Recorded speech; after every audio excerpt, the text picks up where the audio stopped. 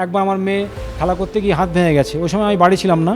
হঠাৎ করে একটা গাড়ি এসে গেল কোথা থেকে, আর নিয়ে চলে গেল মেয়েকে খুব সুরক্ষার সঙ্গে, যে গাড়িতে চললে মানে ঝাঁকুনি হবে না, ওর হাতটা ভেঙে চলে গেছিলো। তো এই একটা রক্ষা হঠাৎ করে এটা গুরুদেবই করেছেন। আরও মেয়ের একবার হাত জ্বলে গেছিলো, যেভাবে হাতটা পড়ে গেছিলো গরম তেলের মধ্যে কড়াইয়ে, যেমনটি ওর হাতটা জ্বলে গেছে।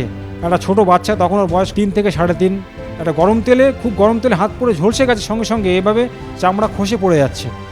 কিন্তু ওইভাবে ও নিজের খুব সাহসের সঙ্গে বলেছিল, বাবা চলো ডাক্তারখানায় যাই।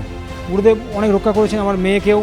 আর আমার নিজের পেটে যে সমস্যাটা, আমি কিছু খেতে পারতাম না, সেটা উনি যে মন্ত্রদান করেছেন, ওগুলো জপ করার পরে মন্ত্র জপে আমি অনেক সুস্থ হয়ে গেলাম। আমার যে স্ত্রী আছেন, উনি আগে ওনার এমন হয়ে গেছিলো পেট ব্যথার কারণে, প্রথমে তো বুঝতে পারেনি, অনেক রোগা হয়ে গেছিলো, খেতে পারতো না, রাত্রে ঘুমোতে পারতো না, বলতো মাথার মধ্যে কি ভার হয়ে আছে। তো সন্ত রামপাল মহারাজের শরণাপন্ন হয়ে সমস্যা সব কিছুই বেশিরভাগই মিটে গেছে। আর অনেক সুস্থ বোধ করছি, অনেক শান্তি প্রাপ্ত করেছি গুরুদেবের শরণাপন্ন হয়ে। সম্পূর্ণ ভিডিওটি দেখার জন্য ডেসক্রিপশন বক্সে দেওয়া লিংকে ক্লিক করুন।